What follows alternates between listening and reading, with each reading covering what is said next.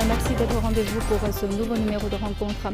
Aujourd'hui, dans notre émission, nous recevons Pierre Moussa, secrétaire général du Parti congolais du travail.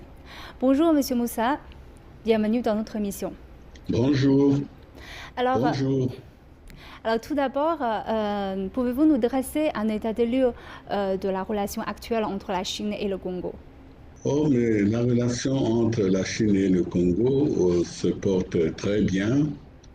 En tout cas, depuis que nous avons établi des relations diplomatiques d'État à État en 1964, la coopération et de façon plus générale, la relation Congo-Chine se porte très bien.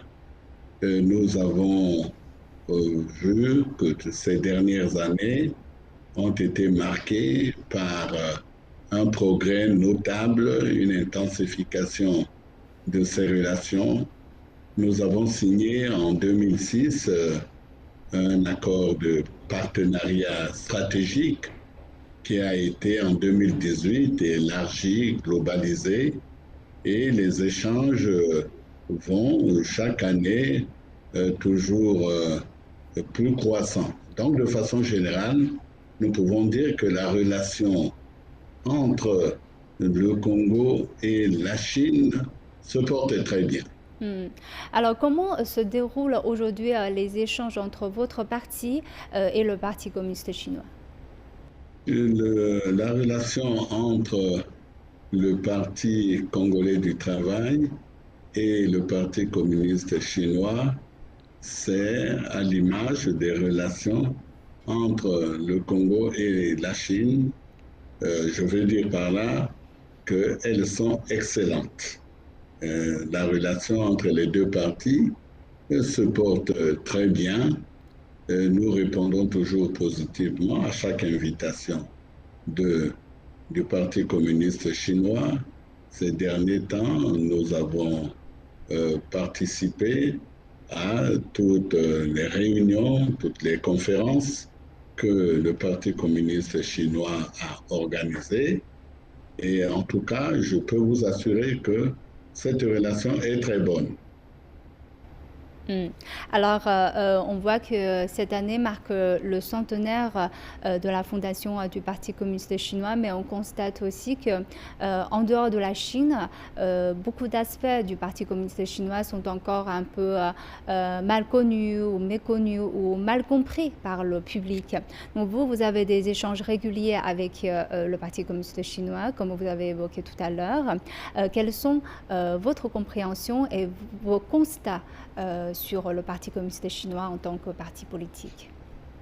La naissance du Parti communiste chinois est un événement exceptionnel pour le peuple chinois d'abord, pour les Chinois en général, y compris ceux de la diaspora, mais c'est aussi un événement de portée mondiale, sans contexte, vu les implications, les retentissements, les conséquences que cette naissance du Parti communiste chinois a eu à travers le monde.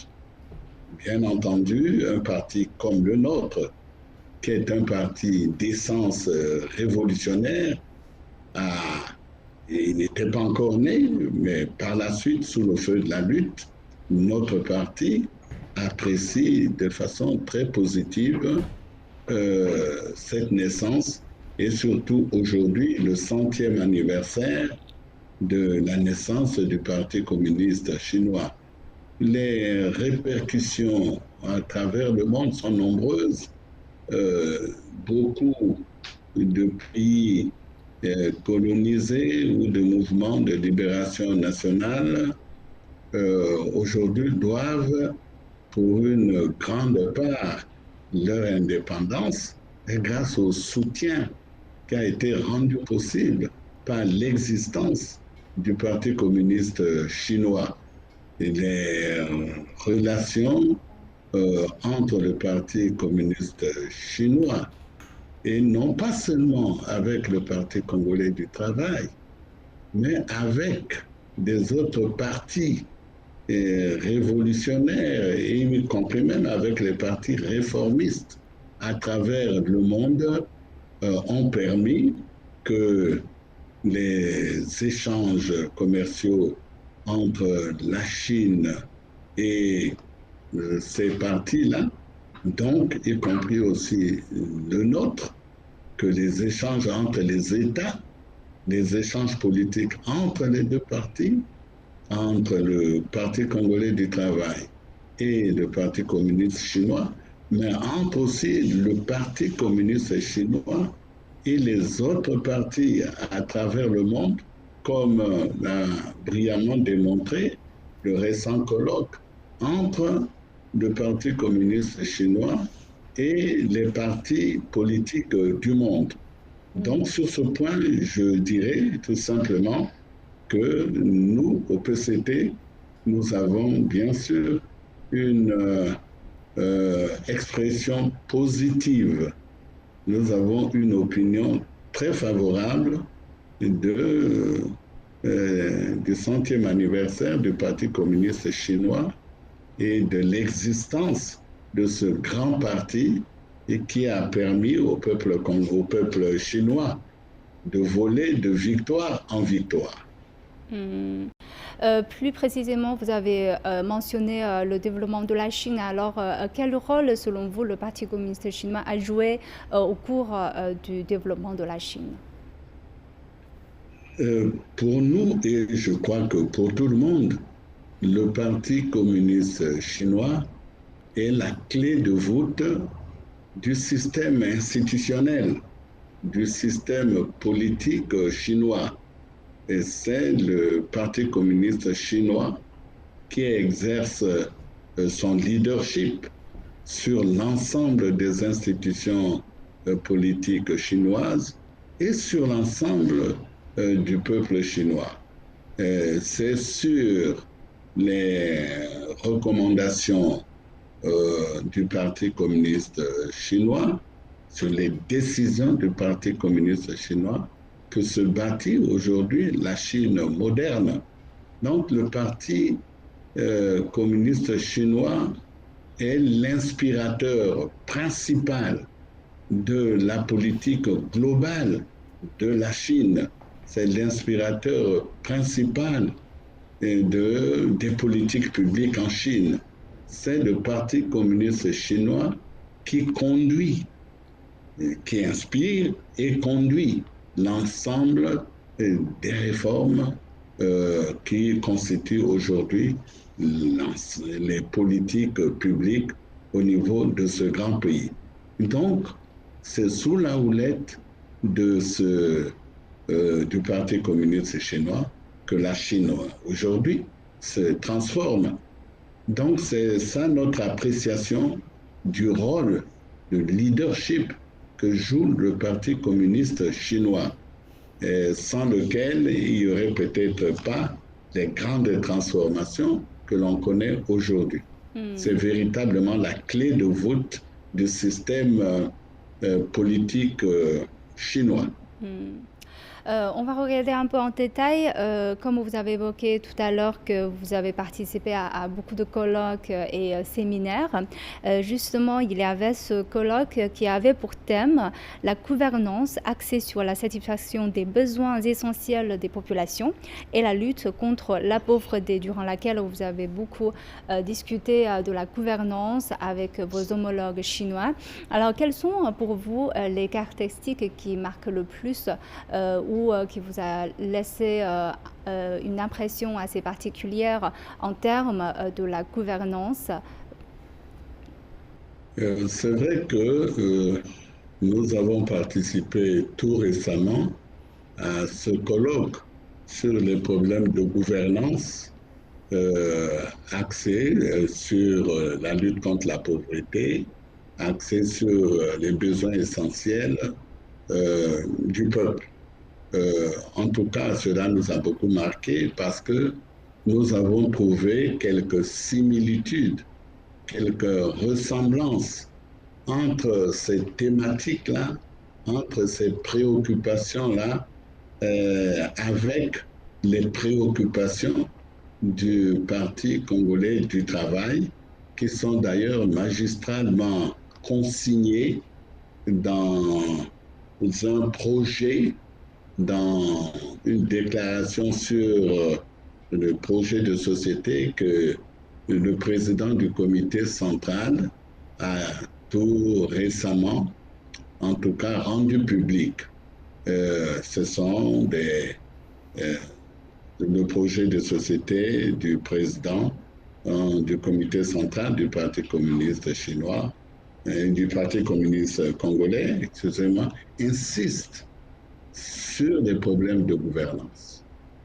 Parce qu'il faut une bonne gouvernance pour pouvoir impacter sur les politiques publiques, pour pouvoir favoriser les progrès dans le domaine de la lutte contre la pauvreté et aussi dans le domaine des besoins essentiels des populations qu'il faut satisfaire. En tout cas, le Parti communiste chinois, dans le développement qu'il avait fait lors de ce colloque, en tout cas, nous avait convaincus, d'autant plus que le Parti congolais du travail est un peu sur la même trajectoire.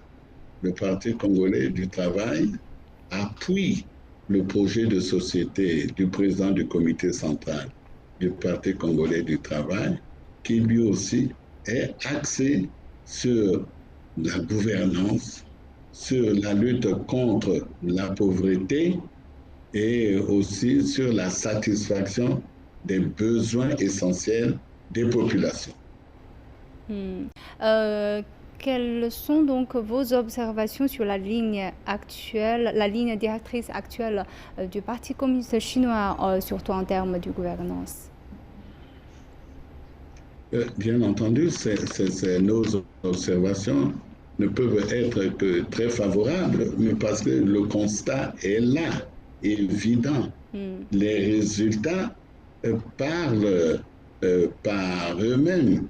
Le peuple chinois aujourd'hui a vu que toutes ces récentes années, plus de 100 millions de Chinois sont sortis de l'extrême pauvreté, de l'extrême précarité, et la Chine aujourd'hui est l'un des phares de l'économie mondiale. Et donc, le résultat est là, il parle de lui-même. Alors, vous avez évoqué tout à l'heure la lutte contre la pauvreté est aussi un combat essentiel dans le nouveau programme de société du gouvernement congolais. Alors, quels sont les plans d'action que votre gouvernement a adoptés et quels sont vos regards sur les expériences en Chine en termes de lutte contre la pauvreté? Je disais tout à l'heure que la lutte contre la pauvreté est un objectif important, pour ne pas dire essentiel, tant en Chine, qui est sortie de la pauvreté, et que au Congo. Au Congo aujourd'hui, c'est un objectif très important que nous poursuivons. En ce qui concerne le Congo, et d'après les orientations du Parti congolais du travail, plus exactement du président du comité central, contenu dans le projet de société qu'il a présenté, en tout cas au public, nous savons que les grandes orientations tournent autour de la bonne gouvernance, comme nous l'avons dit tout à l'heure, du développement du capital humain, parce qu'il faut développer une grande capacité humaine sur tous les plans, le plan éducatif, le plan sportif, le plan sanitaire, pour que le peuple congolais soit en capacité de contribuer efficacement à la construction du pays mais qui tourne aussi sur la diversification de notre économie, qui est encore jusque-là basée sur une certaine prédominance du pétrole. Donc la diversification de l'économie congolaise est devenue une thématique majeure qui va inspirer les politiques publiques de toutes les années qui viennent. Et quand on parle de la diversification de l'économie, est-ce que ça offre aussi des opportunités, de nouvelles opportunités de coopération entre le Congo et la Chine si vous voulez diversifier l'économie? Évidemment, évidemment, et c'est presque déjà le cas, où la Chine intervient dans notre pays dans la construction des infrastructures de base, que ce soit dans le domaine des transports, avec la construction des routes qui sont essentielles, avec la construction des infrastructures énergétiques et des infrastructures numériques. Tout cela est extrêmement important, mais des entreprises chinoises sont déjà en train de s'installer dans notre pays. Et nous avons un programme de zone économique spéciale, et dans la première des zones économiques spéciales qui est en train de s'installer à Pointe-Noire, la Chine va jouer un très grand rôle.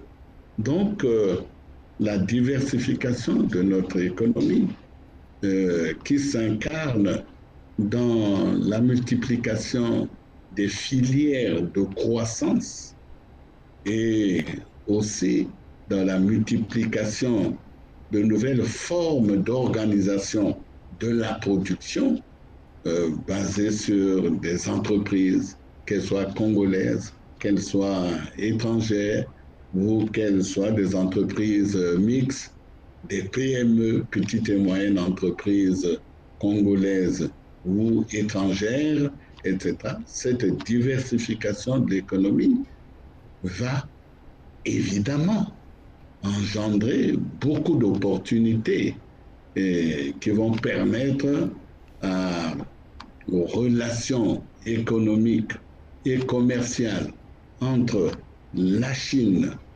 et le Congo de se multiplier davantage, de s'amplifier, de croître davantage. Alors, on voit que maintenant, la pandémie a eu un effet assez néfaste sur l'économie mondiale. Donc, est-ce que les deux parties ont des préparations en cours pour le relance économique après la pandémie? Il est vrai que la pandémie du coronavirus a eu un impact très négatif sur notre économie d'abord, et aussi sur le ralentissement des relations multiformes entre les deux pays. Mais là aussi, elle a permis de multiplier les contacts, les échanges d'expériences et de partenariats entre le Congo et la Chine. Celle-ci nous a accordé un don de 400, elle nous a fourni 400 000 doses de vaccins qui permettent aux Congolais aujourd'hui de mieux se protéger contre cette pandémie. Mais de façon globale, par ses effets négatifs sur la croissance économique, par ses effets difficiles sur l'économie congolaise, elle a provoqué un ralentissement, oui, des échanges. On a parlé beaucoup de la gouvernance et surtout à l'intérieur du pays, au niveau national. Alors, quelle est la position de votre parti sur la gouvernance mondiale?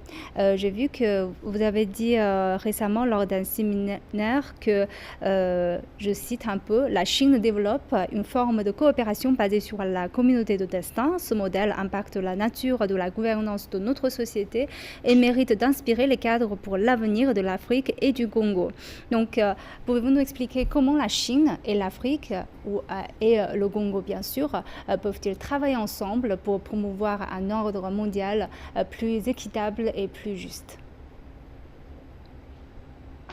Oui, la conception chinoise d'un ordre mondial qui serait caractéristique d'une communauté de destin. Cette conception chinoise, nous la partageons, bien sûr. L'unilatéralisme, je crois que pour nous, est dépassé. En tout cas, il est en voie de dépassement. Il faut plutôt cultiver les vertus du multilatéralisme.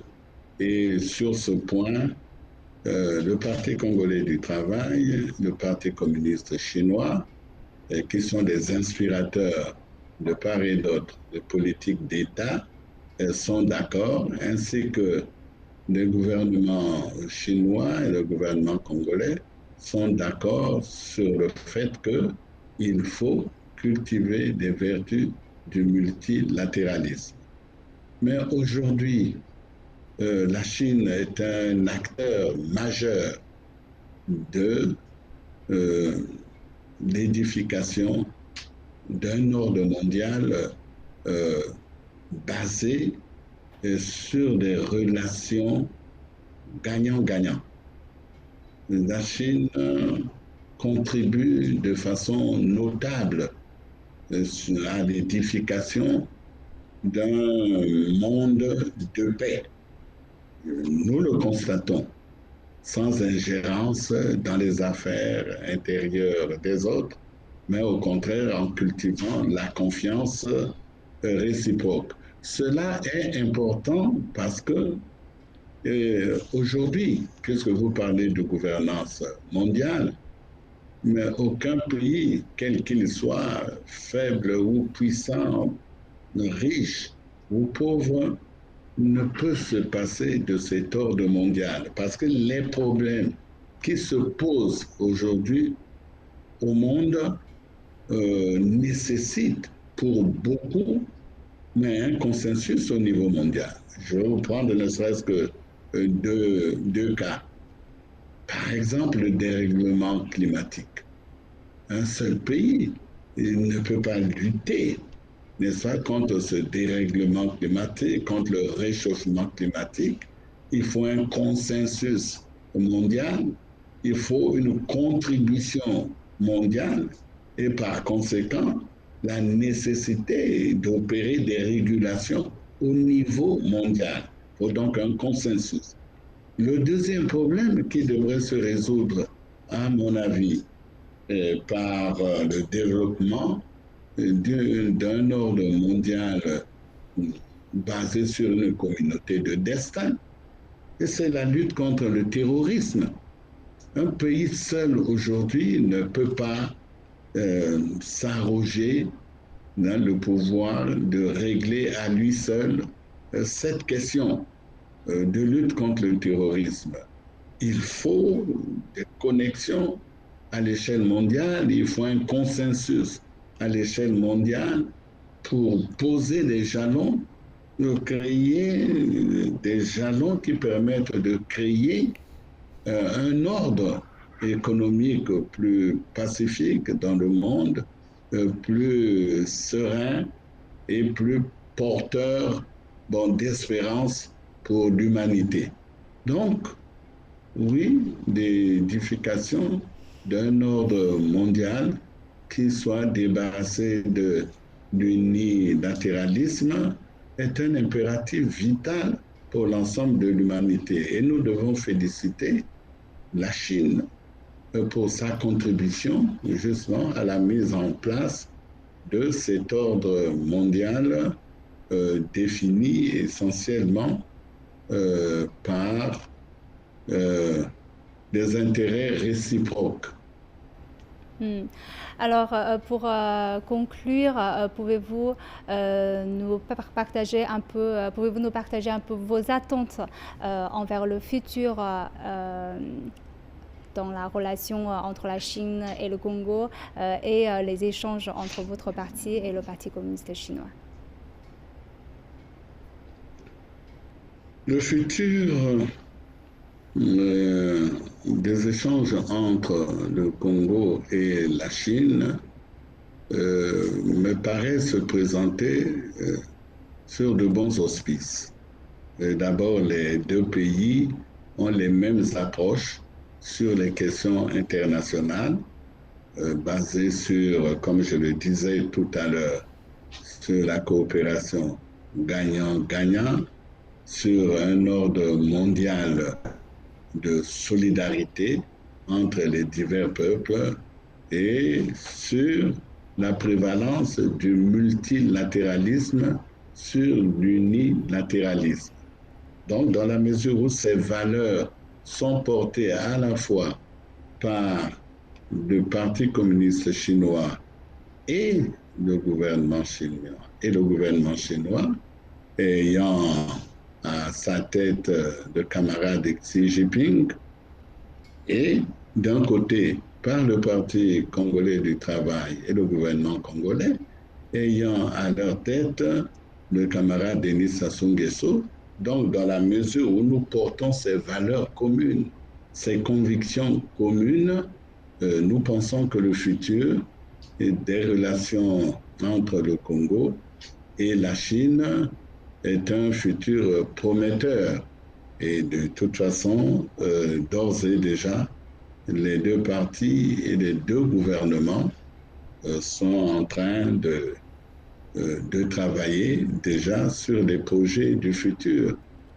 Comme je le disais tout à l'heure, des zones économiques spéciales, la reprise des infrastructures, la diversification de l'économie et aussi, pour le moment, en ce qui nous concerne, nous attendons beaucoup de la contribution de la République populaire de Chine à la République du Congo pour sortir de l'impasse provisoire conjoncturelle que nous connaissons aujourd'hui, et notamment nous attendons de la République populaire de Chine une contribution dans l'allègement du fardeau de la dette, un sujet extrêmement important pour nous qui a été abordé récemment